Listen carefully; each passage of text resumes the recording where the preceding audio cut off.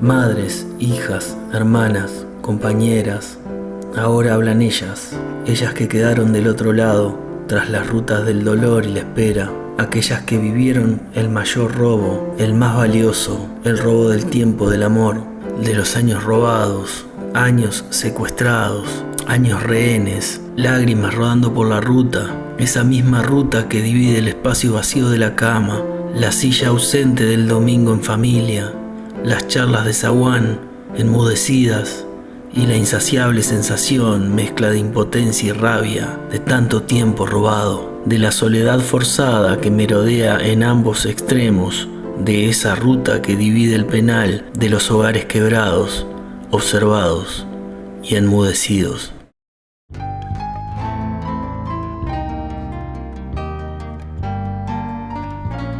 Ella es Marina, hija de Chamaco y Dora. Estuvieron presos durante 13 años. Este es su testimonio. En el verano del 72,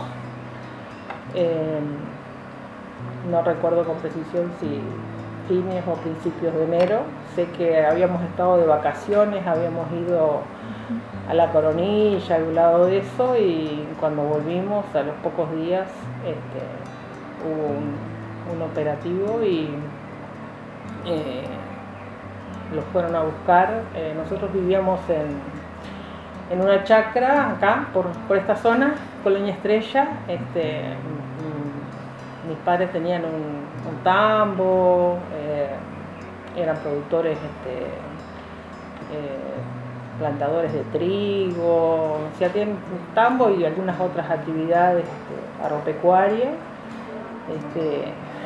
Y bueno, vivíamos donde viven mis padres hoy en día todavía, que es lo que fue la casa de fin de semana de mis abuelos paternos. Bueno, ese día del 72 estábamos, era verano y estábamos en las actividades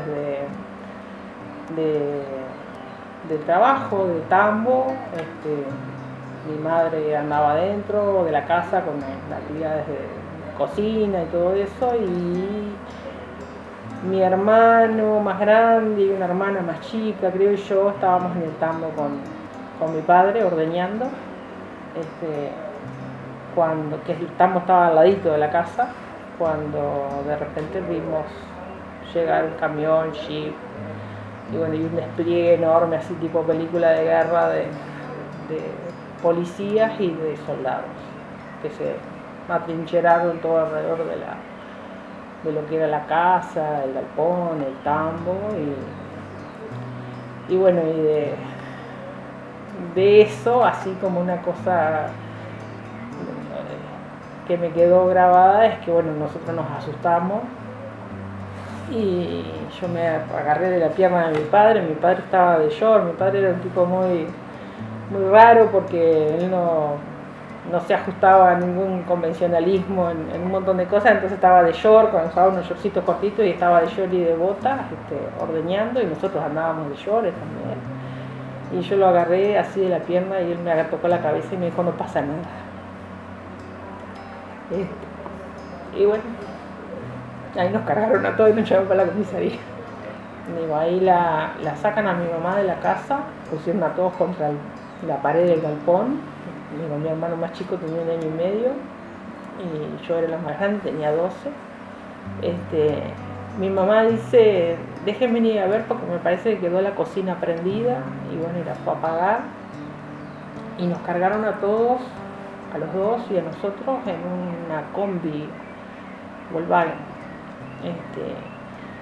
A mi papá lo esposaron y fuimos todos juntos en la combi. O sea, el gesto más violento que hubo ahí adentro fue que mi padre le decían que agachara la cabeza y mi padre no la agachaba y entonces le empujaban la cabeza para que la agachara. Y bueno, nosotros ahí estuvimos en la comisaría todo el día. Ya ahí ya no los vimos más a ellos nosotros, nos tenían ahí en las salas esas que había delante de la comisaría y mandaron a buscar con alguna tía para mi hermano mamadera y eso porque tenía hambre. A nosotros no nos dieron de comer en todo el día y me acuerdo de un policía que después yo lo recordé de grande, que lo traté de grande, que era de investigaciones y pasaba y me decía, ves, esto es de tu papá, ahora es mío. ¿Qué era? Y ropa. Pertenencias personales, cosas de eso. Y bueno, y en la tardecita vino una tía que es una hermana de mi papá que falleció ahora hace unos días. Nos fue a buscar a la comisaría y nos llevó para Palmira, a todos, a los 6, pues ella vivía en Palmira. Y cuando llegamos a Palmira, llegó atrás una hermana de mi madre que después de eso siempre la despreció a mi madre, nunca más la habló. Apareció ella con otras mujeres del pueblo que eran así como conocidas o no sé cuál era la relación que tenían, y nos cargaron en Palmira y me dijeron se van para Carmelo y nos trajeron para Carmelo a la casa de mis abuelos, los padres de mi madre, que el padre de mi madre estaba paralítico, era un viejo muy macanudo, pero bueno, y mi abuela también, pero que como que ya eran muy viejos y como que la que mandaba en la casa era esa tía del medio, era la más chica. Los volvimos a ver, yo supongo que fines de febrero, pero no sé, cuando los trajeron al juzgado letrado, que los procesaron, y entonces ahí nos llevaron a nosotros para que los vieran. A mamá le dieron encubrimiento de autoevaluación y no mucha cosa más, y a papá le dieron asociación para delinquir y tenencia de explosivos, ¿no? La pena de mamá era de 4 meses, 5 meses, no sé cuánto. Y ahí lo fuimos a ver al juzgado, y de esa ida al juzgado no me acuerdo de mi madre. Me acuerdo de mi padre porque mi padre lloraba. Digo, mi padre es un tipo sumamente duro. Creo que lo he visto llorar 2 veces en mi vida. Y en ese juzgado se enteró que habían matado a una muchacha joven que vivía en mi casa, que estaba embarazada, Blanca Castañeta. La hermana de Héctor. Es feo porque, digo, ella era joven, yo era una gurisa, tenía 12 años, pero a mí me gustaba estar con ella. Ella estaba teñida de pelirroja, que en esa época era una cosa rara, y yo era pelirroja, y ella me entendía, porque yo no me llevaba bien con mi madre, a mí me gustaban las cosas de afuera, y eso, y ella que era una gurisa, tenía 23, 24 años, era como así, como medio compinche. Me acuerdo el día que mi tía nos agarró y nos cortó el pelo al rape a todos, que tenemos una foto que parecemos todos varones, y que fue cuando nos estaban aprontando para llevarnos a los colegios. Mi mamá estuvo en Colonia y después estuvo en la Carlos Neri, y creo que habremos ido un par de veces a la Carlos Neri en todo el año. Y papá estaba en Punta Carretas y fuimos alguna vez,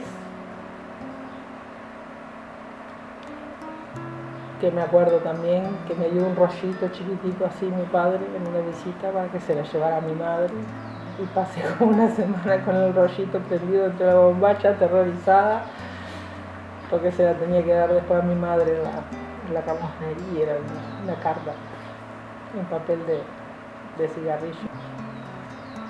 Pero fueron ese primer año fueron 2 veces, 3 veces no más que eso, que fuimos a los dos lugares. Con mis dos hermanas mujeres estuvimos en un colegio en Nueva Albesia, colegio de monjas, bastante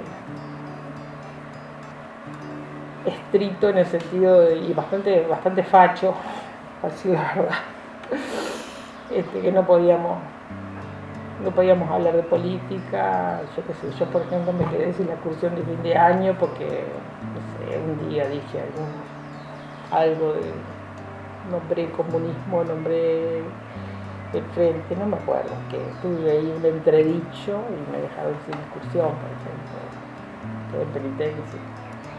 Teníamos prohibido decir que los padres nosotros estaban presos y vivíamos en un internado en el colegio y nos preguntaban y nosotros teníamos que mentir. Y bueno, y un día una compañera del internado, después de 2 o 3 meses cada día, apareció con el diario con la foto de mi padre y mi madre, y se armó terrible trifulca, pelea, de pelearnos, de pegarnos entre nosotros, entre las mujeres que vivíamos ahí, porque nosotros nos habían obligado a mentir, a decir que mis padres en realidad estaban separados, no sé qué, que por eso no había, pero no podíamos decir que estaban presos. Y ese año mi hermano Abraham, que es de los varones el más grande, fue a un colegio de curas que está yendo para Colonia, que es un colegio tipo escuela agraria, que ahí fueron muy buenos con él. Ahí sí sabían y digamos que lo contenían, había unos curas que eran muy bien, y él pasó ese año ahí y mis dos hermanos más chicos pasaron todo el año con mis tías y con mis abuelas, que incluso esta tía que nos llevó hasta tuvo intenciones de quitarle a mi hermano más chico a mi madre, de querer hacer como una tenencia para tenerlo ella, porque ella no tenía hijos. Y después la soltaron a mamá en diciembre, nos fue a buscar y pasamos todo el año 73 viviendo acá en la chacra con ella, hasta que el verano siguiente la vinieron a buscar a ella de vuelta. Mi madre andaba para arriba y para abajo con nosotros. Yo tenía mucho miedo y no íbamos ahí ya papá estaba en el penal de Libertad, íbamos los miércoles al penal a verlo, y mi madre se movía en bloque con nosotros para todos lados, y en ese verano del 73 para el 74, que acá se llevaron a mucha gente, se la llevaron a mamá. Si hay algo que caracterizó todos los años duros de esa época, es la soledad que teníamos nosotros. O sea, yo después, y que además como no la entendíamos, generaba como una cosa como un sentimiento de culpa, porque algo malo tendríamos para que nadie nos quisiera. Digo, a mí gente que eran amistades de mis padres, amistades por otros lados, por la vida, por el deporte, mi padre era remero, ir a la casa y decirme, vos no vengas porque viste, no están las cosas, no sé qué. Entonces se fue generando todo como una cosa adentro de que uno era una apestada. Porque además teníamos que enfrentar a la familia, teníamos montones de veces discusiones con esta tía, por ejemplo, que era mala, porque hablaba mal de mamá, hablaba mal de papá, decían cosas feas, cosas horribles, yo qué sé. Y discutíamos de que mis padres no eran unos sinvergüenza, que no eran unos ladrones, que eran unos asesinos, que tenían ideales, porque digo, yo a esa edad, a los 12 años ya, digo, para nosotros fue horrible, porque nosotros éramos unos gurises que teníamos muy poca vida social en el pueblo. Ella está un tiempo, no sé cuánto tiempo, en el cuartel, que ahí a mamá la torturan, nosotros no sabemos No sé cuánto tiempo fue, porque no tengo una noción del tiempo, tengo mucho problema para recordar los tiempos. Y después la empezamos a ver en el penal de Punta Rieles. Teníamos las visitas, un día de visita, el anterior siempre era el de mamá en Punta Rieles, y después nos tomábamos la cita y íbamos a ver a papá en Libertad. Fue muy difícil poder entender cómo funcionaba el mundo habiendo vivido como vivíamos. El vínculo que teníamos nosotros los 6 hermanos, que en parte era parte de esa formación que teníamos de los padres de nosotros, que nosotros seguíamos escuchando a los limareños y nos juntábamos y hablábamos y éramos amigos, éramos hermanos, pero éramos amigos, nos ayudábamos y seguíamos teniendo una vida, pero nosotros estábamos así fuertes porque no los lograron desarmar, a pesar de que nos separaron, no lograron romper en ese momento ese vínculo. A ellos los liberan en el 84, un poco antes de volver a la democracia. A mamá la liberan en agosto y va mi hermana a buscarla a Montevideo y la trae. A papá lo liberan en septiembre del mismo año. Ese mes fue todo un mes de ir todos los días para la casa y de estar con ella creo que se tendría que hablar muchísimo más de todo esto. Yo entiendo que todo lo que pasó y todo lo que llevó a que, por ejemplo, en el caso de mi padre, una familia que mi padre era hijo de un médico, mi madre era hija de gente con plata de campo, que tenían la vida resuelta si querían y todo lo demás, fue una opción de vida no en favor de ellos, fue una opción de vida tratando de hacer algo por eso que ellos veían que estaba mal y que era injusto. O sea, en el cálculo no pensaron de que la dictadura iba a ser tan represiva, que iba a ser tan dura y que capaz que se llevaban a mi padre, que era el que tenía la militancia, pero a mi madre no. Y que nosotros no íbamos a quedar tirados. Pero me parece que está bueno contarlo porque mis padres eran una gente joven, como otra gente joven que se llegaron de acá, algunos que tenían vinculaciones con el MLN, pero otros que no, la mayoría que no.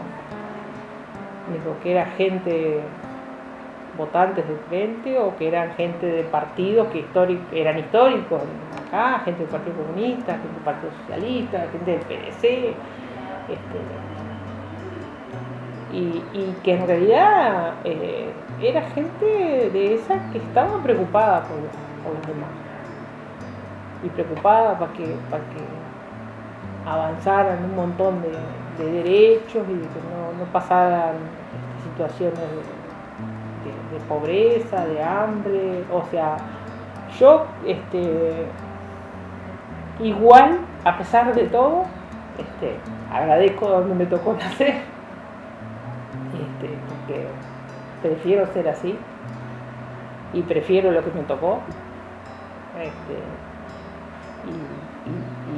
y ser la persona que soy, y a pesar de que tengo mucho miedo ahora por mis hijos, el hecho de que unos hijos sean militantes del Partido Comunista en la situación que hay, a mi modo de ver implica un gran riesgo, y porque nos criamos como nos criamos y tenemos la formación que tenemos, yo no le puedo decir a mis hijos, no, hagan su vida, no se metan en nada, no. Es como que les agradezco que sean así y que hagan y que tengan esa decisión en la vida, a pesar de todo el miedo que generan. Porque a mí no me tocaron un pelo, pero me tocaron la vida. Ella es Laura, hija de Luis, preso 3 años y exiliado con su familia. Este es su testimonio.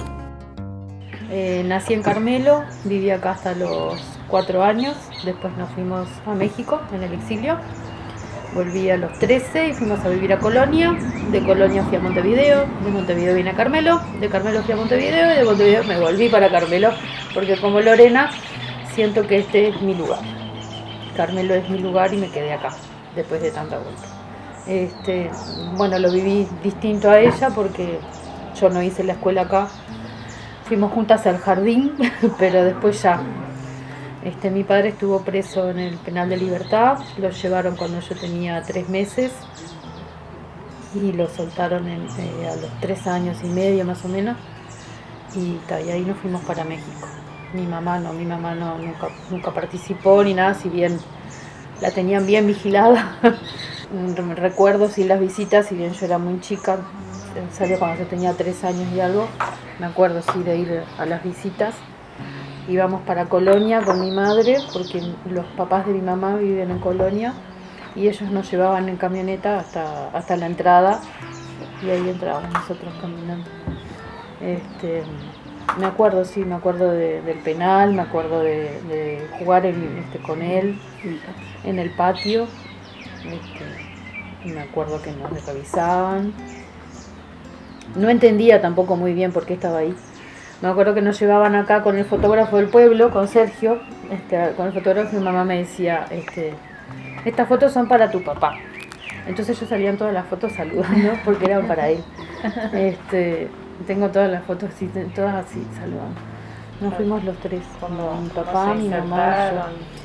Y había muchos uruguayos en México. Allá, cuando llegábamos, íbamos todos a un hotel, y vivíamos todos ahí. Y después, bueno, a medida que iban consiguiendo trabajo, lugar para vivir, nosotros vivimos mucho tiempo con 3 familias más, y después cada uno fue tomando su rumbo.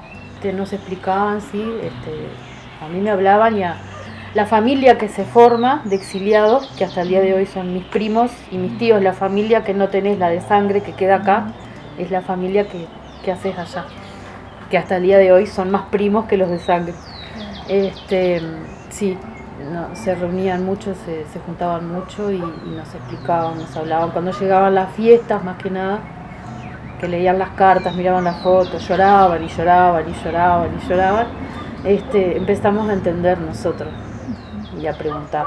Tengo un hermano que nació en México y nos vinimos para acá cuando tenía 8 meses. Entonces, sí, volver con 13 años, venir a un país que no conocía, a ver una familia que no conocía, a costumbres que no eran las que yo, volver a hacer amistades, conocer gente, no sé, sí, me costó mucho.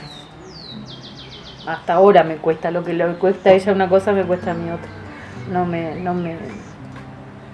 me acostumbro mucho. Y ya hace años, pero no. Fue difícil, sí, venir de allá fue difícil. Para mí fue difícil. Y bueno, mi madre dijo, me voy ahora porque si dejo pasar 1 año o 2 más no me la llevo. Claro. No me la llevo. No me venía. Claro. No. Sí, es como dice uno de estos tíos del corazón, de las piedras, que también estuvo preso, decía, somos eternos exiliados. Porque cuando estábamos allá queríamos estar acá, y ahora estamos acá, pero queremos estar allá. Sí, esa fue su frase. Somos eternos exiliados. Ellos deseando volver, ¿no? Claro. Deseando volver, sí. Mi padre lo destituyeron, trabajaba en el BPS, y lo restituyeron al volver, y mi madre también, en el lugar que trabajó ella toda la vida, hasta el día de hoy está trabajando. No, eso sí. Después empezaba a preguntar por qué vivíamos allá, y bueno, si éramos uruguayos, y la familia estaba acá. Y me explicaban que bueno, que había un golpe de estado, que me explicaron todo. Me explicaron, a medida que iba creciendo, iba teniendo la capacidad de asimilar lo que me iban diciendo, sí. A todos nos explicaban, a todos los que se allá. Después sí. Y sí, él me contaba cómo era la tortura, cómo eran los días ahí adentro. Hablaba de todos sus compañeros, los que eran de Carmelo, los que no. los que eran de Colonia. Me nombraba mucha gente que hasta que no volvimos no tenía idea. Pero sí, él me contó. Sí.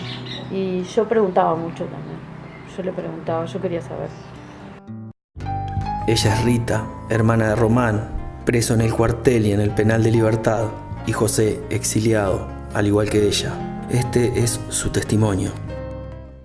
Me había recibido de maestra en el 73, trabajé un año en una escuela rural de Juan González, que fue cuando empezó la dictadura, que no teníamos que darle de comer a los chicos, me acuerdo, ni carne, era en la época de Bordaberry.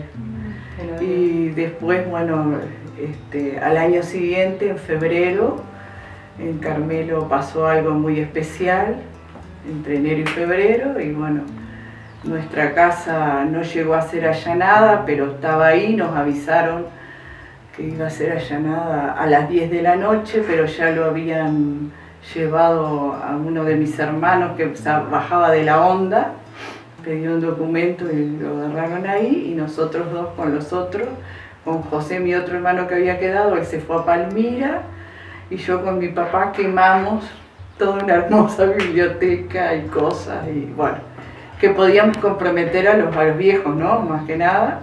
Y yo al otro día me fui a Buenos Aires también.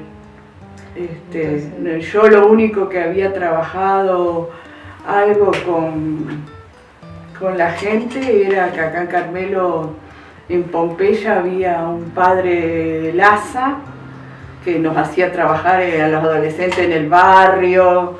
Bueno, el padre se tuvo que ir, y muchísimos de los jóvenes de ahí nos tenían ahí, muchos estuvieron presos, otros se fueron a la Argentina. Visitábamos gente, nos acordábamos que las familias que íbamos a visitar que no tenían ni qué comer, y el cura decía, ustedes se pasan de joda acá, vayan a visitar al fulano, vayan a visitar. Bueno, así, bueno, y ahí empezamos y se hizo, después hicimos en el barrio, habíamos hecho un invento, salimos casa por casa con una monja que había venido a Montevideo, qué necesidades tenía el barrio. La necesidad de que todos los chiquilines, había muchísima gente del barrio, pero no iban al liceo, no iban a la escuela, entonces como creamos las famosas academias pompeyanas, que se enseñaba desde máquina de escribir, que enseñaba uno de mis hermanos, otro carpintería, después enseñaron cocina, después se hizo grande, hasta el año 90 estuvo, pero porque unas señoras siguieron con eso, ¿no? Ahí quedaron todos los edificios sin nada, ahí, una lástima. De ese día habían llevado una cantidad de esos de la barra de Román, no sé. Y José agarró y se fue a Palmira, que un señor le dijo, andate para Palmira y habla con fulano, y lo pasaron en una lancha. ¿Para Buenos Aires? Sí. Porque le dieron un revólver y le dijeron, toma acá, un pescador. Y lo pasó para el otro lado en la isla. Después pasó mucha gente, el señor después estuvo preso. Y después esa noche a casa llegó un señor que era profesor de Erna, que era amigo de mi papá, y le dijo, mira que tu casa está también para allanar. Y entonces empezamos a quemar libros que no sé si eran necesarios quemarlos, pero bueno, está. Y el otro día yo me fui para Buenos Aires. Mamá estuvo como un año, creo que sin levantarse de la cama, y papá tuvo 4 años yendo cada 15 días a Libertad. Le habían dado 8, creo, y le dejaron 4. En el 78 salió. ¿Y tú en Buenos Aires, contanos, te fuiste? ¿Y qué Sí, yo me fui a dar a la casa de unas monjas que estaban en un colegio privado acá. Llego allá a la casa de las monjas y me encuentro que había otra muchacha de Carmelo. Al otro día llegó la tía de esa muchacha a traerle el pasaporte y se fue a España. Yo me quedé unos días ahí con las monjas, pero ahí no había lugar, o sea, nos daban una piecita donde estaba la empleada para que nos quedáramos re bien, la monja. Nos conocía de acá de Carmelo, ella había estado acá trabajando en un colegio. Porque ahí era en Berazategui, que quedaba del centro como 3 horas. Un lugar en un colegio de unas monjas que tenían muchachas del interior que trabajaba. Bueno, ahí nos veíamos ahí con algunos de acá de Carmelo, ya nos empezábamos de noche, pero a las 10 de la noche había que estar en el colegio ese. Y después yo tuve la ayuda de que eran gente conocida de acá del Partido Socialista, una gente re macanuda, que nos ayudaron pila a mí, a mi hermano, porque José después no lo podía encontrar, nos habíamos desubicado, viste, con él, que nos ayudaron cantidad a buscar trabajo, y bueno, ahí estar, y bueno, desde ahí después ya empezamos nuestra vida, ¿no? Yo agradecida a los argentinos, yo después trabajé muchos años en Química Hesh, que es la de la Novalgina, pero re bien, no me puedo quejar. Siempre te estaban buscando lugar, siempre te estaban ayudando. Íbamos a trabajar a las 8 de la mañana, yo entraba a las 8:30 y bueno, te paraban los colectivos, los ómnibus a la noche, era horrible, lo vi espantoso. Un día ahí vine a traer una carta a la lancha de Carmelo, que había un señor que siempre nos pasaba las lanchas, Marcelo, amoroso el hombre, que no sé si vive todavía, pero era re bien ese hombre, con toda la gente se portó divino él. Y cuando íbamos en el 60, yo me iba a trabajar, de repente veía 2 o 3 autos de la policía y unos tiroteos en Carupá, que nos bajaron todos, ¿viste? Y eran que habían agarrado una gente que eran de los montoneros, no sé qué, pero los acribillaron ahí en la medio de la calle. Siempre me acuerdo de eso. Y eso sería en el 76, sería más o menos.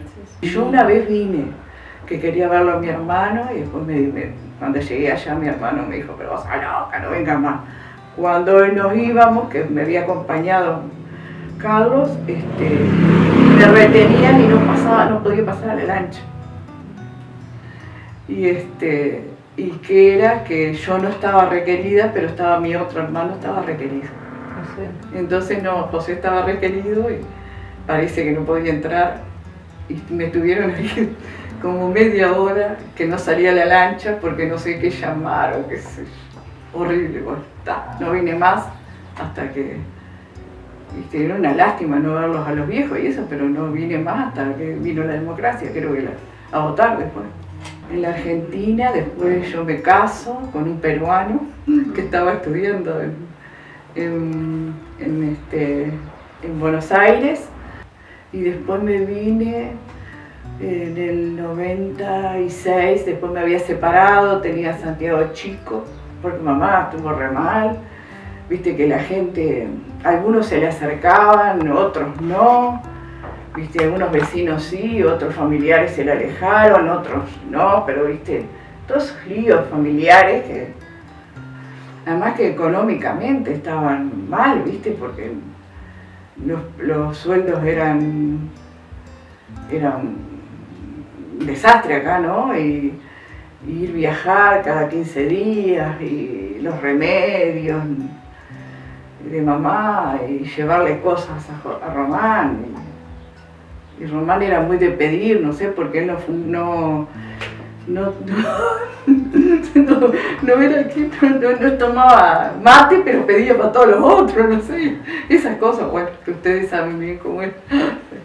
Y lo fueron a buscar ellos y todo, el otro día empezó a trabajar, pero él se ponía muy mal porque la gente lo miraba medio de costado, no lo hablaban, y porque lo mal que pasaban los otros familiares de los otros, ¿no? De los otros que estaban. Y José estuvo siempre mal, nunca se ubicó en la Argentina, sufrió horrible, tenía buen trabajo, pero sufrió horrible,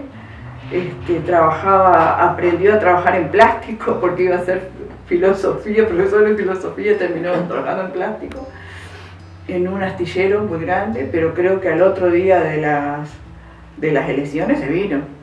Creo que sé de lo que me llamaba la atención, que mamá me contaba por teléfono o las cartas, después, viste, era cuando salían las fiestones que hacían, ¿no? Se juntaban a la casa de ese que había salido todas las otras familias, aunque estuvieran otros presos. No se juntaban y hacían una comida y se organizaban, ¿no? Y se ayudaban con ropa y eso. Porque yo sé que el día que salió Román, porque el cuento, era que tenía tanta ropa que le habían traído de regalo nueva que no sabía qué hacer con la ropa. Hasta algunos que habían sido profesores de él, del liceo, viste, y gente que, viste, cómo tenía, eso estaban bien organizados, ¿sí? Eso más o menos, claro, había muchísima gente de Carmelo presa, fíjate que había más de 30 personas en libertad, creo, ¿no? Es una cosa impresionante en un pueblo chico, fue espantoso, ¿no? Y que yo qué sé, vos decís, bueno, fue triste, pero eran 3 o 4 personas que se les había dado por denunciar a todos los chiquilines que hacían algo por el pueblo, o los que se juntaban todos 3 en una esquina. No sé si se han vuelto a ver, pero son de Carmelo, muchos ahora murieron.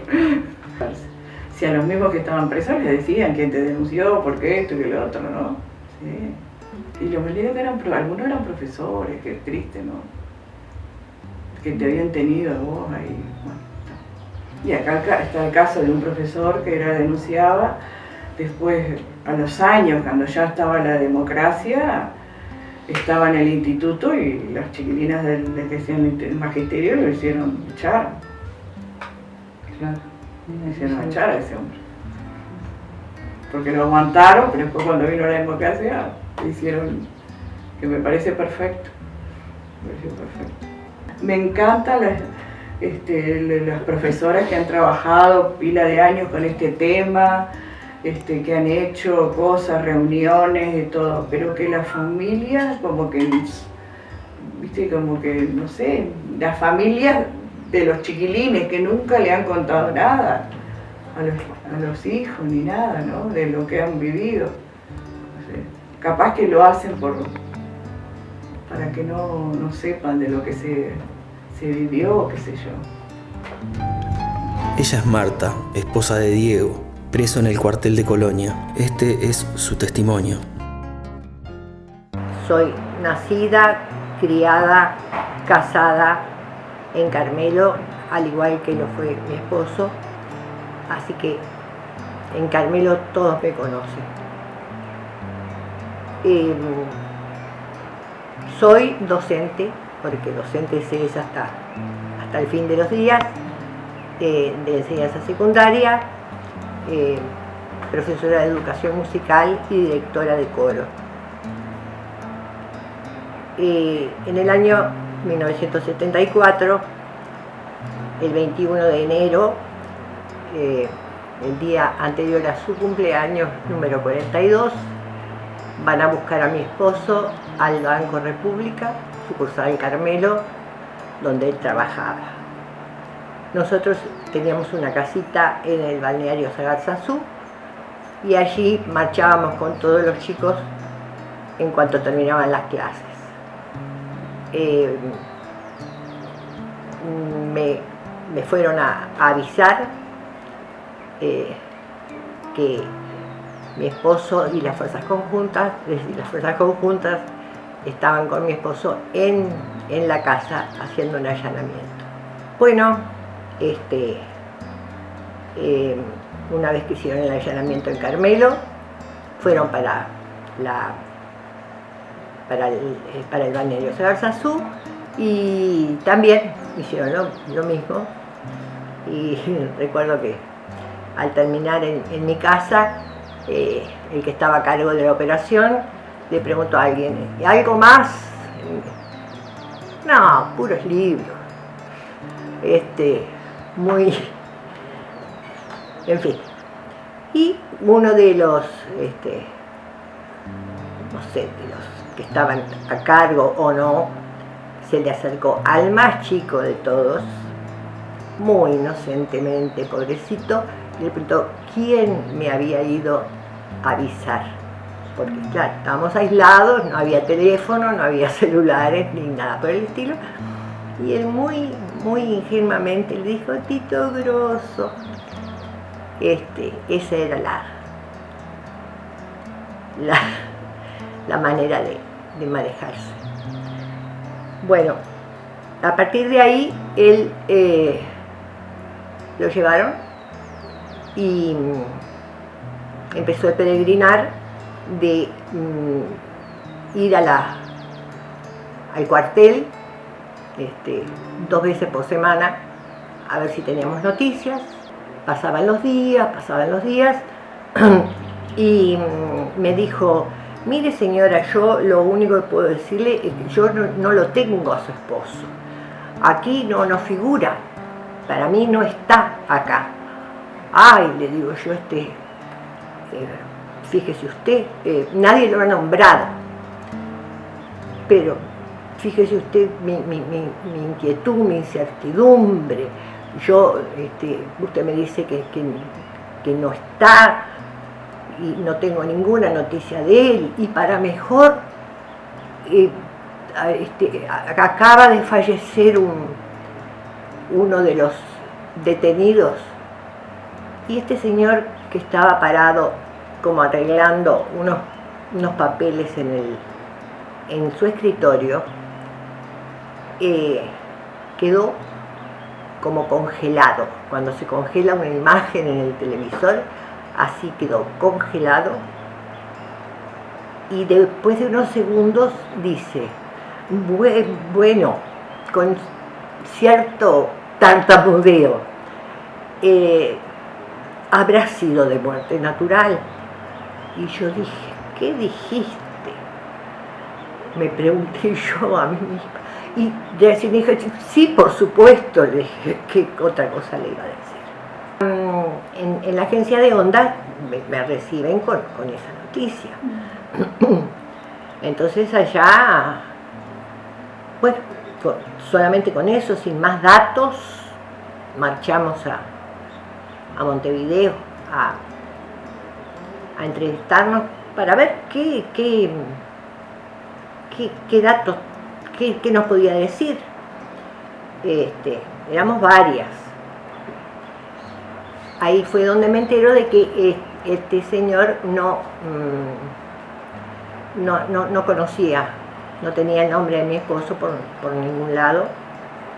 Desde el 21 de enero al 5 de abril, 74 días, donde solamente pasó en el batallón de Colonia, donde pasó al juez el día antes de que lo dejaran libre.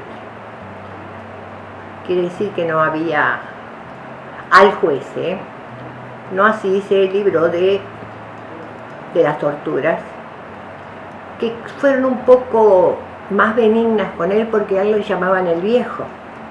Había cumplido 42 años y había tenido un edema en las piernas por el plantón, y cuando vieron cómo tenía las piernas, que las medias, los calcetines le habían estrangulado las piernas, lo hicieron acostar con un bloque como almohada en el suelo. Y yo, mientras tanto, seguía mi vida, mi vida trastornada, porque tenía que seguir, la casa tenía que seguir funcionando, mis hijos tenían que seguir más o menos dentro de cierta normalidad, aunque todos percibían que algo muy serio estaba ocurriendo. Mi esposo era, en el aspecto sindical, siempre fue un referente del sindicalismo en Carmelo. Fue varias veces presidente de la seccional bancaria de Carmelo. A nivel nacional fue miembro de la comisión representativa del Banco República, de la comisión consultiva, miembro de AEBU. Es decir, su militancia era exclusivamente sindical, y no había obrero, trabajador, persona con algún problema que tuviera que presentar una nota por alguna causa, algún reclamo, lo que fuera, que no cayera en mi casa para que mi esposo se la redactara y bueno, lo ayudara en esos momentos. Muchos, no dos o tres, muchos. Y bueno, y así fue. ¿Y cuál fue la penitencia de él por su militancia gremial? Porque no fue nada más que una penitencia bastante dolorosa, que ha dejado su marca en mí. Él ya falleció, lamentablemente sin ver concretado sus ideales, pero en mí han quedado muy marcadas y yo no puedo olvidar, cuando hablan de olvido y perdón, a mí nadie me ha pedido perdón, así que no soy yo quien para perdonar. Como yo tengo una profunda fe, yo sé que hay una justicia divina y ya los que han marchado al otro mundo ya habrán tenido ya han recibido, no sé si premio, castigo, como le quieran llamar, no sé, pero Dios se encarga de poner las cosas en su lugar. El 5 de abril, porque al mes de haber llevado a mi esposo, llevan a mi cuñado, a uno de mis cuñados,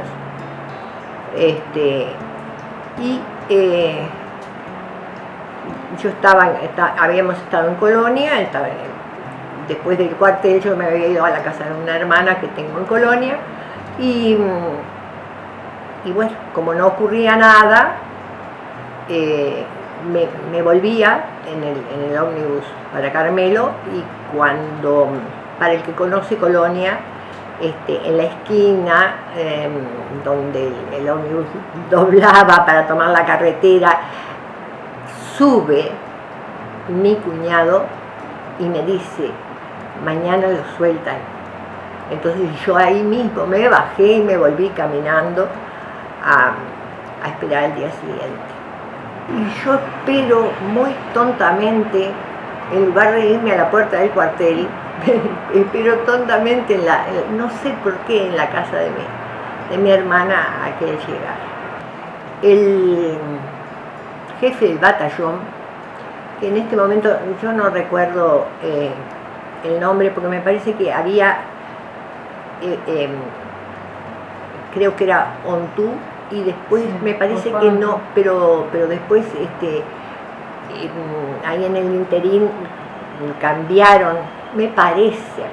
No, bueno, la verdad que no recuerdo el nombre, pero a mí me hicieron entrar al batallón, caminar esos pasillos hasta el escritorio de este señor que sería coronel, yo qué sé. Entonces me dice: bueno, señora,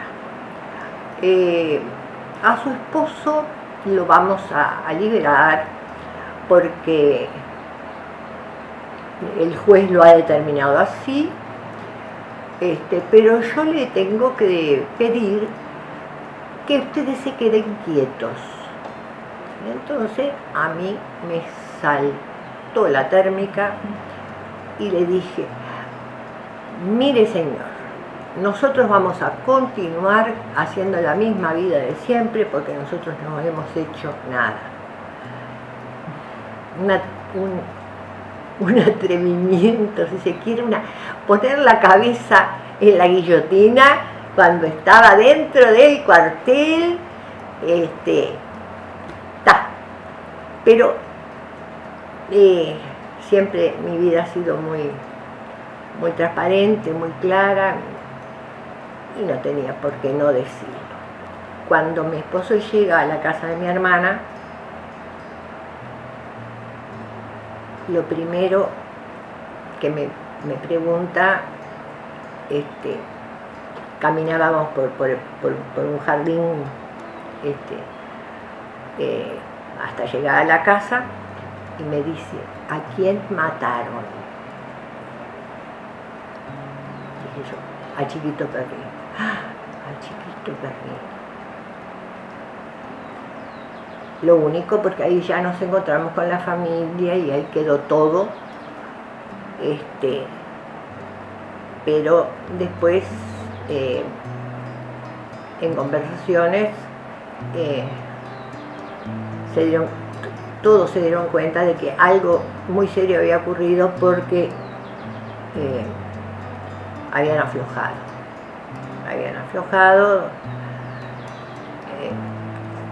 evidentemente, claramente. Bueno, quería hacer mención a la figura de Tito Grosso, de Héctor Grosso y de su esposa. Tito Grosso, no en vano lleva su nombre el comité de base de Carmelo. Tal vez la gente de esta época no sabe quién fue ni por qué su nombre ahí. La persona, junto con su esposa negra, las personas más solidarias que yo he conocido. He manifestado que yo conocí lo que es el terror, que parece una palabra así, pero no, yo lo viví. Yo viví el terror cuando abro la puerta de mi casa y veo enfrente a mi casa a la camioneta de las conjuntas allanando a la vecina, a mi vecina, y llevándosela. Ahí yo creí que el mundo se abría a mis pies, porque en ese momento mi esposo estaba en el cuartel. Para mis nietos, algunos de ellos militantes hoy en día, porque ya andan frisando los 30, y para los chiquitos, que es la otra tanda de 10 para abajo, para que un día conozcan la historia de su abuelo y de su abuela en forma directa, y no por lo que digan o no digan gente interesada, porque todavía hay mucha gente tonta, por no decir estúpida. Ella es Muji, hermana de José, preso en el cuartel de Colonia. Este es su testimonio. Mi hermano estuvo detenido por lo que él pasó, entonces era como un homenaje. Yo salí con toda mi fuerza a conseguir lo que queríamos. También viví en mi amigo Chiquito Perrini, que vivía frente a mi casa. Viví la muerte de él, que fue algo terrible. Era impresionante el dolor de todo el barrio, sin banderas políticas, que lloraron a Chiquito. A mi hermano lo detuvieron en febrero del año 74, tenía 18 años. En realidad, verdaderamente, lo único que hizo fue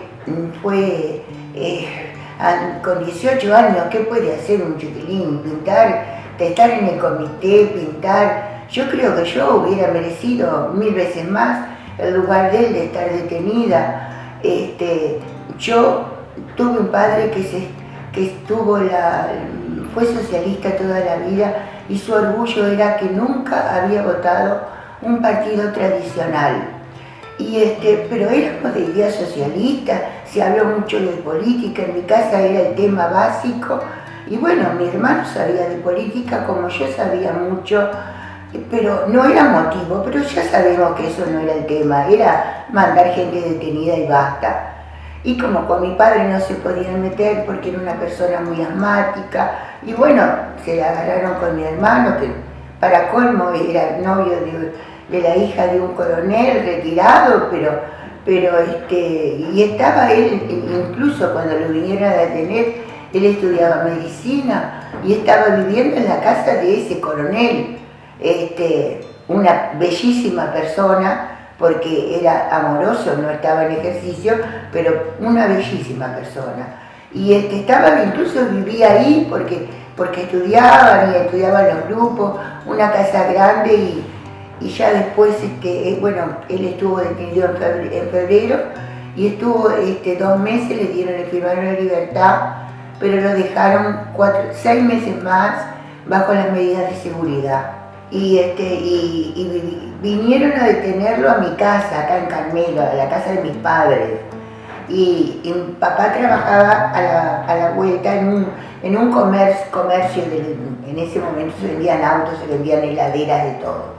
Y entonces vinieron a casa y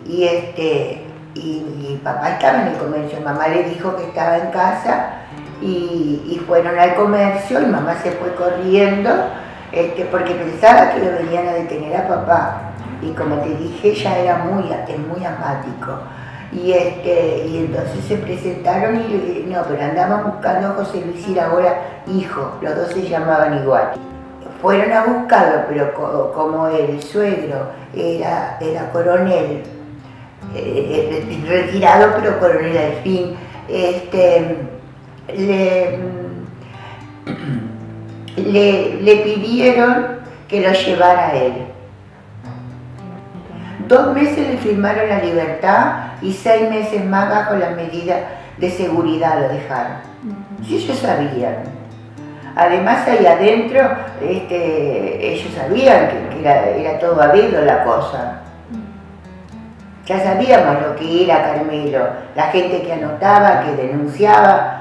Incluso cuando un preso venía a la casa y todos íbamos a saludarlo y todo, cerca andaban caminando a ver quiénes íbamos a la casa, quiénes no íbamos. Estábamos todos marcados. Unos tuvieron la desgracia de ir, otros no tuvieron. Yo hubiera preferido ir en el lugar de mi hermano toda la vida. Pudimos visitarlo y lo visitábamos y bueno, y cuando a él le firmaron la libertad pero lo dejaron bajo las medidas, nosotros pedimos una entrevista con mi madre, era el comandante Canobra, no me olvido nunca más de su cara y le pedimos que pudiera tener libros para estudiar. Yo ya sabía todo. Yo verdaderamente incluso tuve discusiones con personas conocidas que no creían, porque hasta que no se vio el video con los testimonios de los muchachos, verdaderamente no, mucha gente no creyó. Yo sabía y tuve diferencias con vecinos acá de toda la vida porque tenían familiares presos y no creían las torturas. Pensaban que los llevaban y los tenían así. No creían algunos, otros sabían perfectamente. O sea, hay mucha gente los que orquestaron sabían todo. Los jueves era terrible, un día iba, además venían los jueves y ya sabíamos toda la gente a dónde habían ido. Y un día yo iba con mi marido a mediodía para mi casa y delante iba el aparato, ese cuadrado que llevaban. Era terrible ver que adentro iban personas conocidas, porque en un pueblo todos nos conocemos y todos sufrimos por todo y la familia sufre muchísimo. que quiere 1000 veces estar en el lugar del familiar detenido. Los jueves venían a Carmelo a juntar el ganado. Se llevaban, ya venían a buscar a tal casa y lo llevaban a Colonia. Y ahí los paraban. Todos los jueves venían. Ahora mi hermano estuvo detenido junto con Chiquito Perrini. Pero es lo que nos dijo siempre, si Chiquito no muere, nosotros nos matan a todos. Porque la mano bajó. Era el dolor de esos hijos y el dolor que en ese momento había 70 presos de Carmelo, 70 familias sufriendo. Fue terrible. Lo que hicieron porque lo que hicieron, y no solo los milicos, los civiles que apoyaron eso no tiene cruz. Es horrible. Lo que vivimos, ¿para qué? Los chicos tienen que saber, los chicos de 18 a 20 años tienen que saber. Esto no puede olvidarse, Ella es Sonia, hermana de Emilio y José. Emilio preso en el penal de Libertad por 7 años y José en el cuartel de Colonia. Este es su testimonio. En el 72 ellos fueron llevados a Colonia, al batallón. En el primer momento no sabíamos ni dónde, no se sabía dónde. Bueno, yo tenía una amistad con aquel entonces intendente Roque Dicono, porque su hija trabajaba en mi salón, y fue quien me consiguió, me averiguó dónde estaban y que los tenían en el batallón de Colonia, si no, no sabía nada que había pasado con ellos. Bueno, estuvieron, no sé si 3, 4, no me recuerdo cuántos días estuvieron, entonces una noche los dejan libres. Me acuerdo que salieron ellos dos y Abel Bani, que era que en ese momento. Bueno, y teníamos unos tíos nosotros que vivían ahí cerquita de Piedra Los Indios, en un lugar increíble, porque era todos cerros de piedras enormes, un lugar maravilloso, hoy lo veo así. Y ellos mismos, los de la policía, los llevan hasta ahí. Vuelven y bueno, le diría a mis padres y sigue toda la vida aparentemente normal, hasta que 2 años después habían empezado las rastros ya en Carmelo. Y mi hermano Emilio, el vasco, él venía todo a hacer deporte y después llegaba a mi casa a bañarse y charlábamos siempre. Le comentábamos lo que estaba sucediendo, lo que estaba pasando. Él era de muy pocas palabras. Era un ser especial, yo siempre digo. Él con 2 palabras o 3 te resumía todo. Y cuando hablaba podías escuchar lo que sabías que te estaba diciendo la justa, ¿no? Bueno, y yo un día le dije, ¿por qué no te vas? Porque yo no sabía si estaban en el movimiento o no, pero uno intuía por las amistades, por lo que estaba pasando. Entonces me dije, ¿por qué me voy a ir? Eso lo tengo clarito. Era a los 2 o 3 días viene una clienta amiga y me dice, che, ¿está todo bien por casa? Sí, ¿qué pasa? No, porque yo sentí decir que a tu hermana la habían llevado. Yo me quedé, en esa época no había teléfono, ni celulares, forma de comunicarte al campo, nada. Pues en la tarde salí y entonces ahí me confirmaron que sí. Y bueno, ahí empieza todo que yo digo, fue como que la sociedad de Carmelo se traqueló, como hacemos las que han hecho manualidades, saben lo que es el traquelado, viste, que se queda todo quebradito, y eso así fue la sociedad de Carmelo. Bueno, y no fue fácil para la familia sobrellevarlo, porque teníamos a mi hermano mayor en Mercedes y yo, que éramos el apoyo de mis padres, moral y económico, y bueno, sentimental, así que yo puedo hablar sobre los sentimientos que generó todo eso, lo emocional, que fue tremendo. Bueno, ahí teníamos que viajar 2 veces por semana, íbamos hasta el batallón, que así, lo único que nos hacían hacer era plantón, porque para ver si había noticias, qué sucedía con ellos, nada, nunca nada. Pedían entre comillas, y nosotros corríamos, mi hermano jamás pedía nada.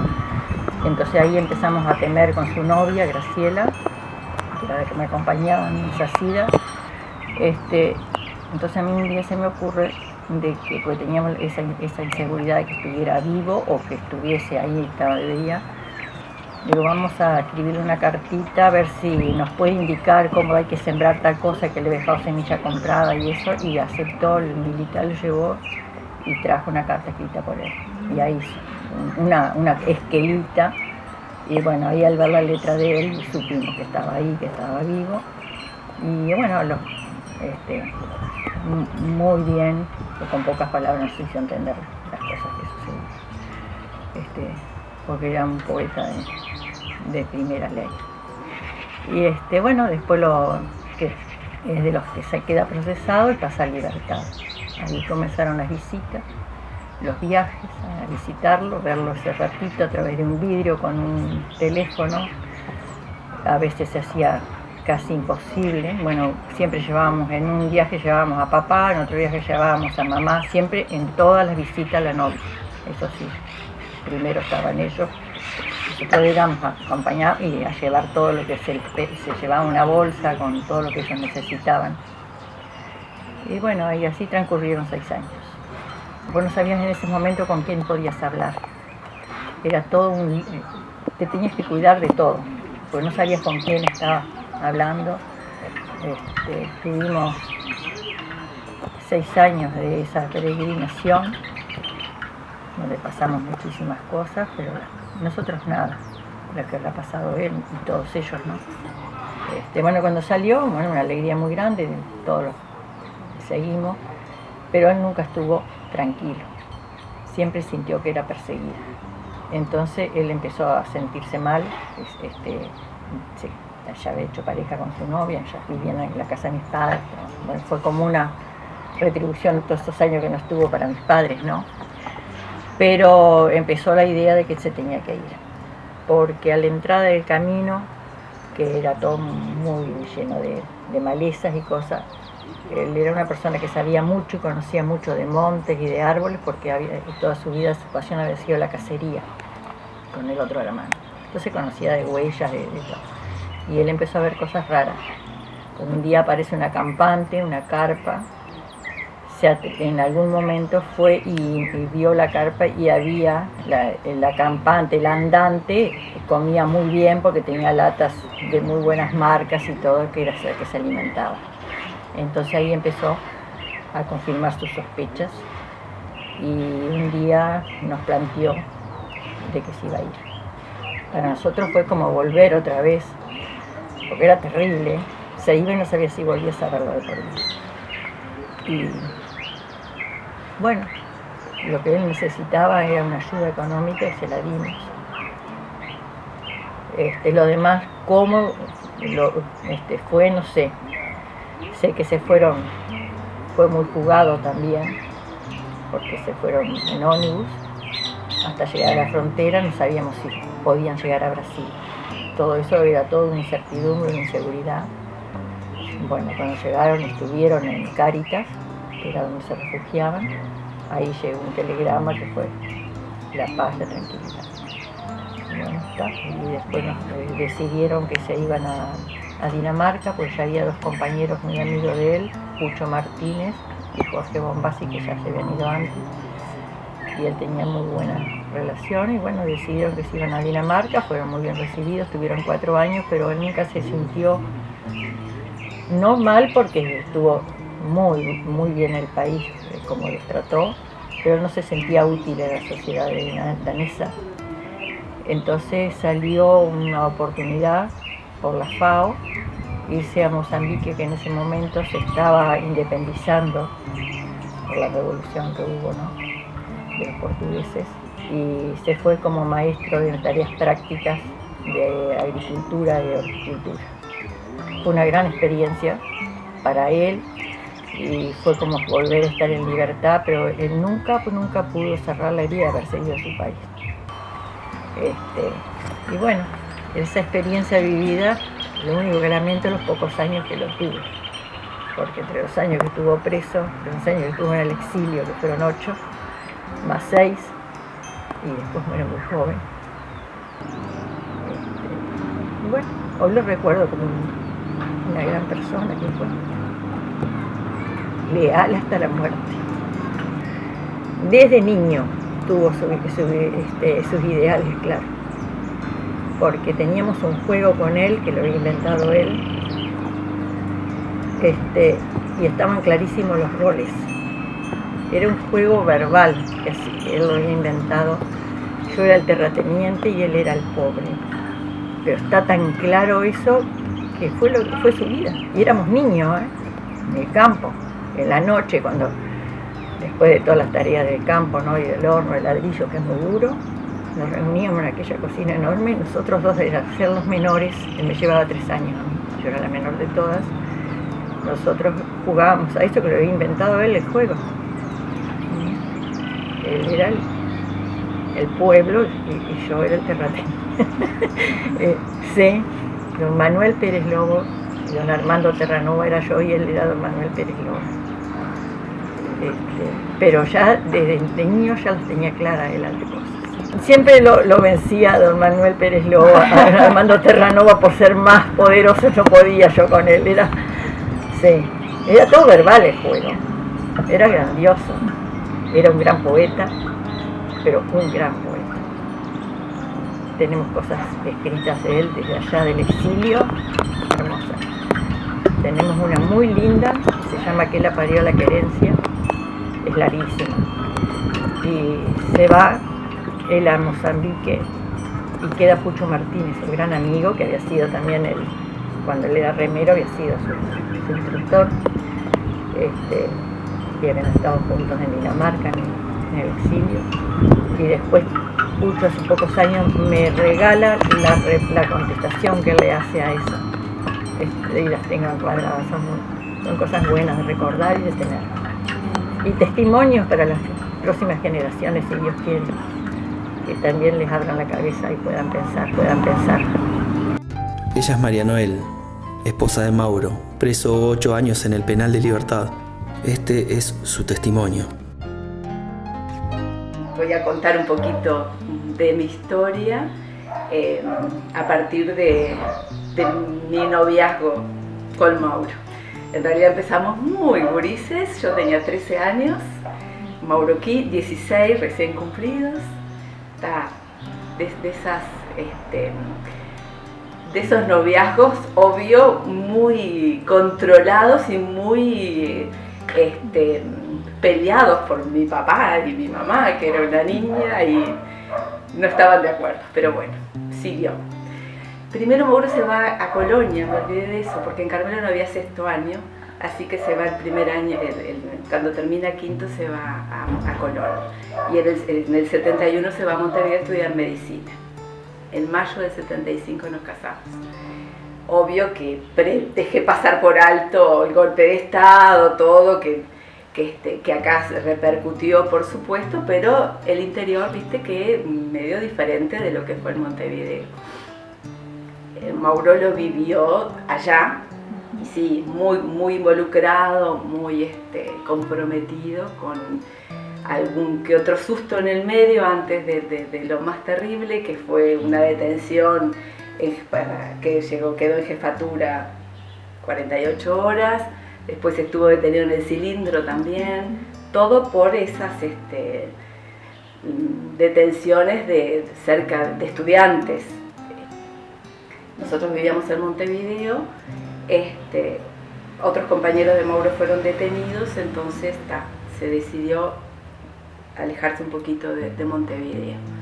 Y a los 15 días me fui yo, porque ya ahí se veía que era imposible regresar, las cosas estaban bien complicadas acá. ¿A dónde te fuiste? Nos fuimos a Buenos Aires. En Buenos Aires, bueno, estuvimos desde mayo hasta diciembre, con vínculos permanentes de familia, sobre todo. Yo vine, yo no tuve ningún problema. Mauro ya sabíamos que habían preguntado mucho por él, no acá en Carmelo, sino en Montevideo, porque claro, Mauro ya hacía un tiempo que no estaba acá. Y bueno, así que vinimos el 24 de diciembre, pasamos bárbaro, familia, las dos familias son amplias y muy unidas, así que fue bárbaro que hubiéramos venido. Nos fuimos el 26 de mañana, porque el 25 no había viaje. Nos fuimos y después, te cuento, voy por orden. Después empezamos a llamar para concretar que veníamos el 31 y un problema en comunicaciones espantoso, no era como ahora, íbamos a Entel y esperabas horas para hablar para Carmelo. Bueno, la cosa es que ni nosotros nos pudimos comunicar para Carmelo, ni de Carmelo se pudieron comunicar con nosotros. Dijimos, pasamos tan bárbaro que yo pensé, vamos a hacer otro intento y si esto está todo bien, nos volvemos, algo así. Y bueno, la cosa que llegamos y ahí nomás nos estaban esperando el 31 de diciembre del 75. ¿En dónde exactamente? En el aeropuerto de Sagarzazú. En el balneario Sagarzazú hay un aeropuerto y ahí era un avión chiquito que viajaba, era lo más práctico para viajar más rápido. Y bueno, habíamos hecho el uso de ese transporte. Nos detuvieron a los dos, trajeron para la policía acá. Yo no estaba requerida, que era Mauro el que estaba requerido, que era por averiguaciones, que yo qué sé. Y ahí empezó, de todas las semanas, iba con mis suegros, toditas las semanas. Primero íbamos cada 3 días, más o menos. Preguntábamos, esperábamos tremendo rato para que saliera una persona y nos dijeron, no, sigue incomunicado, está acá, quédense tranquilos, cualquier cosa que le suceda es nuestra responsabilidad, así que quédense tranquilos que está bien. No lo pudimos ver por 100 días. Y recién, ya te digo, en abril, entonces desde que le levantaron la incomunicación el 9 de abril, ahí empezamos, ahí lo vimos, otra persona, era muy delgado, bueno, por supuesto, hasta su andar. Mauro tenía 21 años, cuando llegó, imagínate que cuando llegó al penal le pusieron el viejo, porque era impresionante cómo estaba todo encorvado, mal, pelo largo, uñas largas, una mesa, un tejido de fiambrera, ¿viste? Así con un marco, y esa fue una mesa ancha además. Cuando llegamos apenas un beso, más no se pudo, pero ni un abrazo, nada, no te lo permitían. Mauro es muy positivo, muy siempre con ánimo, con que todo lo vamos a resolver, no hay que doblegarse, vamos adelante, y parecía que estaba en su mejor estado, y un estado calamitoso, que él después se reía y me decía, claro, no se había visto. Bueno, y ahí empezamos la visita una vez por semana, y me dijeron que podía empezar a traerle cosas, pero que no llevara cosas saladas, que eso no necesitaba, que tenían que ser cosas dulces. Podíamos llevar cigarrillos, golosinas, no, las golosinas fue mi suegra que le dijo, preguntale a ver si no le podemos traer golosinas. Así que desde abril hasta septiembre, que a Mauro lo llevan al penal, nosotros llevamos todas las semanas eso, lo cual Mauro recibió, creo que en agosto alguna cosita empezó a recibir. O sea que el señor que me pidió que llevara esas cosas era él, que le encantaban las cosas que me estaba pidiendo, porque a Mauro no le había llegado muy poco, al final le había llevado algunas cosas nada más, muy salteado, cosas así. Bueno, y yendo justamente a visitarlo al cuartel, me dicen que no está, que ya no está ahí, que bueno, está ahí, averiguar, que bueno, después de un buen rato de espera, que estaba en el penal de Libertad. El penal era terrible, te hacían sentir muy, muy mal. Empezamos a ir, en eso mis suegros fueron maravillosos. Una visita iba yo sola y la otra visita que llevábamos paquete íbamos los 3 juntos. Bueno, primero ahí empezó el otro periplo, ir a Montevideo con frecuencia, al juzgado, averiguar. Primero le habían dado de 3 a 5 años. Después le dieron 10. De los 10, después bajaron a 8.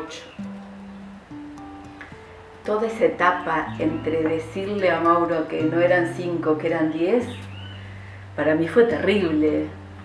Mauro siempre, en realidad, en el 80% de las veces, si no me quedo corta, el que me daba ánimo era Mauro a mí. Porque, ya te digo, es de, vamos adelante, no, lo vamos a lograr, vamos a vencer esto y tal. Y la verdad que Mauro salió espléndido, salió muy mal físicamente, porque salió con una flacura impresionante. Hace un tiempo yo le mostraba la cédula que se sacó inmediatamente que salió, de una rigidez, de una tensión. Lo ves en una foto a eso, comparando foto con foto de cédula de identidad, ahí nomás ya te das cuenta. Después tuve la grata noticia ¿qué habrá sido? En agosto del 83, que le firmaron la libertad anticipada. Me conformaba con cualquier cosa. Ya en el 83 Mauro cumplía los 8 años en diciembre. El 31 de diciembre, ¿sabes qué día lo liberaron? El 16 de diciembre. 15 días antes nada más de cumplir la pena de los 8 años. Lo fuimos a buscar, sí, con mis suegros, lo fuimos a buscar. Te podés imaginar, fue una locura, porque llamaron, yo tenía un comercio, entonces a la vuelta de la casa de mis padres, que viví siempre con ellos todos esos 8 años. Entonces llegaron mi mamá y una de mis hermanas corriendo: gorda, hay que ir a buscar a Mauro. Lo llamaron que hay que ir a buscar a Mauro. Yo salí corriendo para la casa de mi suegro, que estaba a 3 cuadras y pico de donde yo estaba. Una locura, armar todo. Que además hay 2 anécdotas tengo. En una, bueno, vamos, y mi suegra no aparecía, y entro a buscarla y estaba corriendo las cortinas para que esté todo bien. No, por favor, vámonos. Y la otra, que cuando en un momento le digo: don Mauro, ¿no vamos muy despacio? Ay, tenés razón, nunca puse cuarta. Iba tercera no sé cuánto rato en el auto. No sé si se acordará Chipi de eso. Los 3 sobrinos se pasaron al auto que estábamos nosotros, los hermanos volvieron por el otro lado.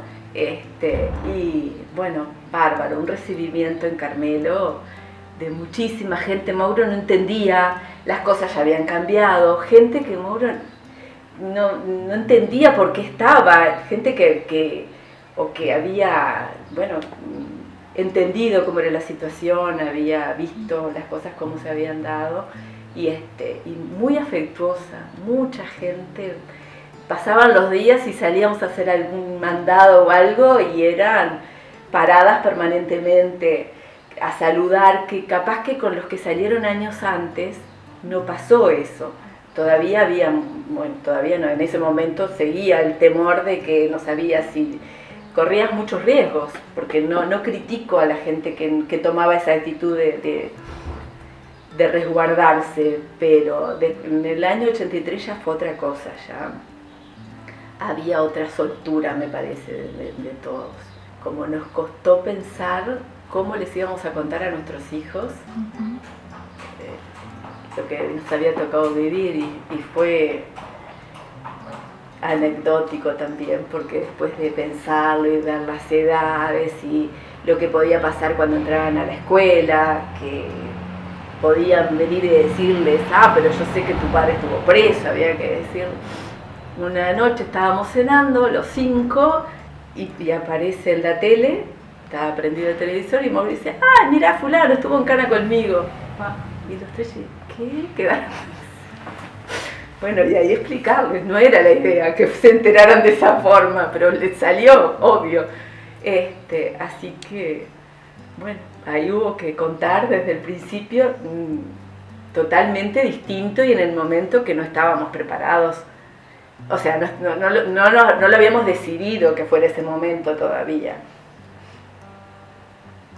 Primero vos notás en la gente, ni siquiera gente común, gente que yo no tenía amistad ni nada, pero vos veías que les resultaba incómoda mi presencia. Y después les dije que tenía un comercio, y sí, era evidente me pasaba, por ejemplo, de ver que se paraban en la vidriera, a mirar la vidriera, y con un gesto de que yo acá no entro, ¿viste? Nada, gestos que bien claros, no era mi imaginación mía, eran bien claros. Sí, Carmelo en ese sentido fue raro, fue fuerte. Así como también, mirá, me pasó que el cura que nos casó pasaba, mi papá es el dueño del Peñacine, y yo lo primero que hice al poco tiempo fue ponerme a trabajar en el cine, y estaba en la boletería de noche. Entonces él venía, pasaba el cura, y cuando veía que ya había pasado, viste, que ya estaba la película, ya había empezado la función, entraba y me decía, ¿qué noticias tenés? ¿Cómo estás? ¿Viste? Esa gente que además yo era clarísimo que lo estaba haciendo corriendo riesgos, no sé de qué tipo, no sé si riesgos por el entorno de la gente de Carmelo, católica, o nunca le pregunté tampoco, son reflexiones que haces después, ¿viste? Que nunca me hubiera imaginado, ¿viste? Esa gente que además estuvimos con él 2 o 3 veces nada más. Ella es Lorena, hija de Juan, estuvo preso 7 años, y Ramona, su madre, presa en el cuartel de Colonia. Este es su testimonio. A mis padres los detuvieron en febrero del 73. Es algo que hasta el día de hoy me causa una gran angustia, que desde que comienzo a hablar no lo he podido. Se ve que hay algo que no he podido superar. Debe haber sido la separación de los dos a la vez. De quedarme sin mi madre y sin mi padre y sin saber a dónde estaba. ¿Qué edad tenía? Tenía 2 años. Y eso creo que fue lo que me marcó hasta el día de hoy. Por eso me cuesta mucho hablar y contar todo lo que vivimos. Pero nosotros nos quedamos con mis abuelos porque ellos, por lo que me contaron, sabían que los iban a venir a buscar y nos dejaron con mis abuelos, a mí y a mi hermana. Durante 3 meses mi madre estuvo en el cuartel de Colonia, volvió y mi papá lo llevaron a libertad. Pero creo que ese tiempo en el que nosotros no supimos nada y después tampoco se habló demasiado, con mis abuelos era una cosa rara, o sea, vivíamos con ellos, vivimos hasta que mi padre salió de libertad, que estuvo 7 años preso, vivimos con ellos, después seguimos viviendo con ellos, agrandamos la casa y seguimos viviendo con ellos, nunca nos fuimos de esa casa, y bueno, después fueron falleciendo mis abuelos todos y nosotros quedamos en esa casa. Hasta que yo me casé, me fui a estudiar a Montevideo primero, me volví porque extrañaba mi ciudad, no me acostumbré a vivir en Montevideo, y volví y decidí estudiar magisterio, opción que creo que fue la correcta, porque estoy muy contenta de ser maestra, y desde mi lugar en el que estoy, apoyar la niñez que yo creo que me quitaron en cierto punto. Eso es lo que más dolor me causa hasta ahora, hasta el día de hoy. Pensar que yo me perdí esa época sin saber lo que pasaba, sin entender mucho, porque no se hablaba mucho, no se decía mucho, y así fue como nosotros vivimos toda esa época hasta que papá salió. Después como que todo fue cambiando, la familia se fue reconstruyendo y fuimos como entendiendo al ser más grande el porqué y todo lo que había pasado. Pero mientras fuimos chicos no se hablaba, no se decía, y no se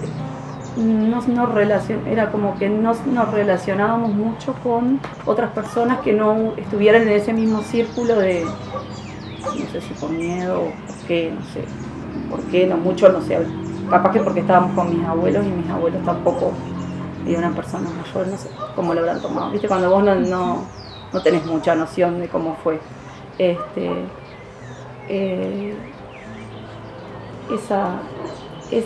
momento de la escuela y todo eso es como que yo como lo viví como una niña normal, pero con algo que no se explicaba demasiado. Nunca me sentí en la escuela, no sé cómo sentirte discriminado, que alguien me dijera algo, que no, nunca sentí nada de eso. Sí, yo no entendía mucho lo que pasaba, lo que era, lo que estaba pasando, porque se ve que no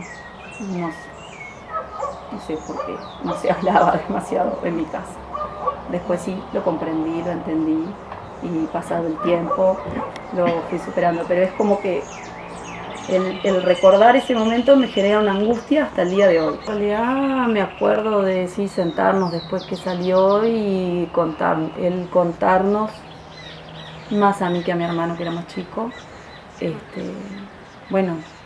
era lo que habían pasado, todo lo que les habían hecho, qué era lo que había pasado, cómo habían vivido ellos ahí. Sí, eso sí después. Antes de que saliera mucho no se conversaba, ni se decía, ni se sabía. Y nosotros también íbamos cada 15 días a la visita, sin faltar, nunca. Siempre. Y era largo ese viaje, largo para mí. La vuelta no, pero la ida era muy larga.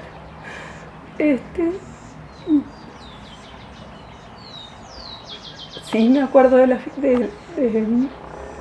visitas esas en el patio que estábamos nosotras, y los otros días le preguntaba a mi madre ¿dónde nos quedábamos nosotros cuando ustedes iban a la visita?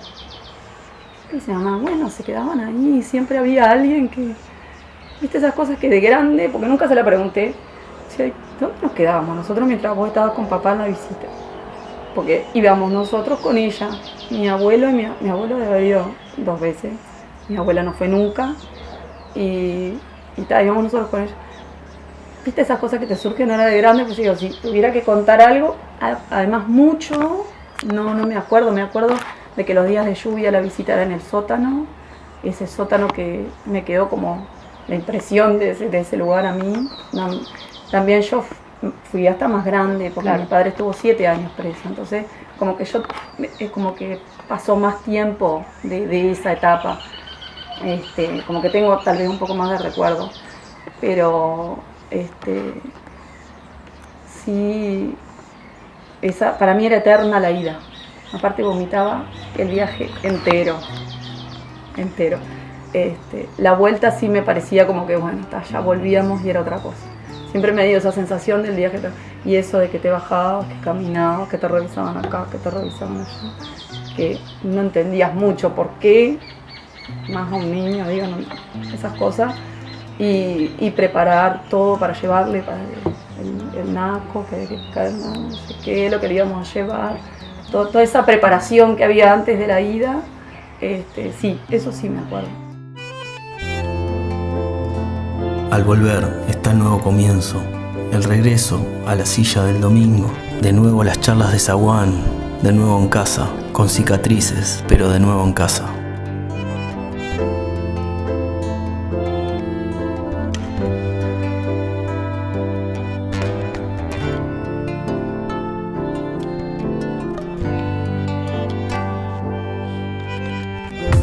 Las sombras que te envuelven llegaron a mis sueños. Recorro esa distancia en un largo vuelo.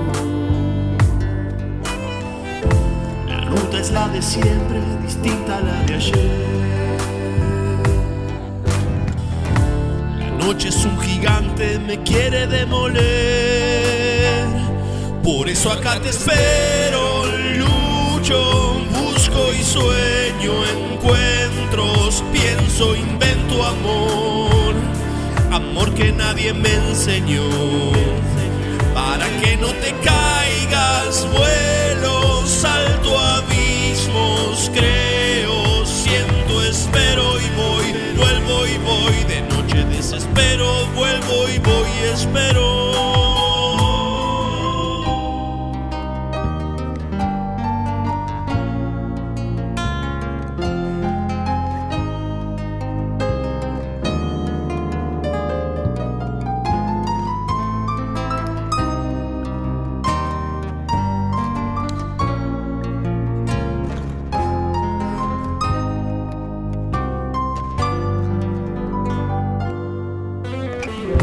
Despierto en el camino, no sé a dónde estoy.